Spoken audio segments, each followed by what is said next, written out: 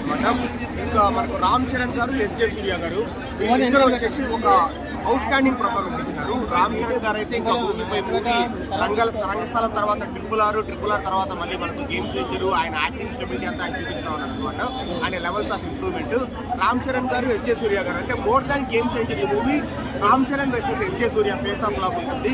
And Srikanth గారు కూడా మంచి క్యారెక్టర్ వచ్చింది అనమాట.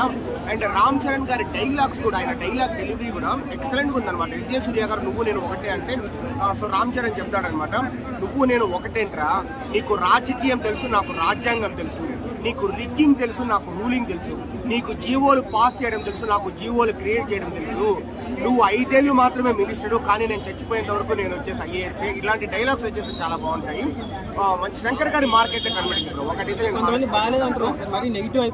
లేదు, అది నిజంగానే ఎవరైతే బాగాలేదు అని అంటున్నారో మూవీలో ఉంది.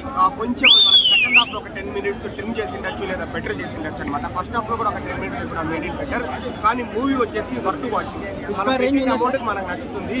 ఇప్పుడు భారతీయ 2 చూసిన తర్వాత నాకు శంకర్ గారి మీద ఎక్స్పెక్టేషన్స్ కానీ నాకు భారీగా తగ్గిపోయింది అనమాట. నేను ఏదో యావరేజ్ గా ఉంటుందని వచ్చినాను కానీ బట్ నాకైతే నిజంగానే చాలా బాగుంది. పుష్పతో కంపేర్ చేస్తున్నారు, పుష్ప రేంజ్ ఉందా?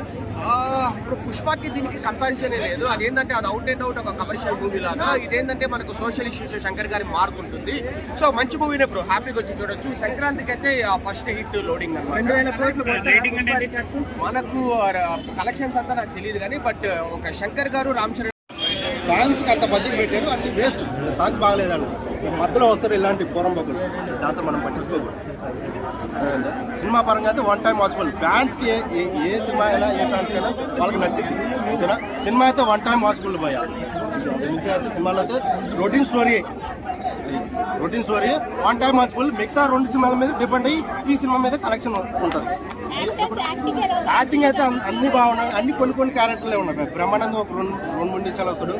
మెయిన్ క్యారెక్టర్ ఏంటంటే ఎస్జే సూర్య. ఆయన కానీ క్యారెక్టర్ తగ్గింది. ఆయన అమ్మ మొగుని చూపెట్టింది ఇందులో సరిపోతుంది. సినిమాలో అమ్మ మొగుని చూపెట్టు, ఇందులో అయితే పెద్ద ఏం లేదు. లాస్ట్లో ఒకే ఒక డైలాగ్ ఉంటుంది, సుజ్జి మీద వస్తుంది, సీఎం సైకిల్ మీద వస్తుందని వెళ్ళిపోతుంది.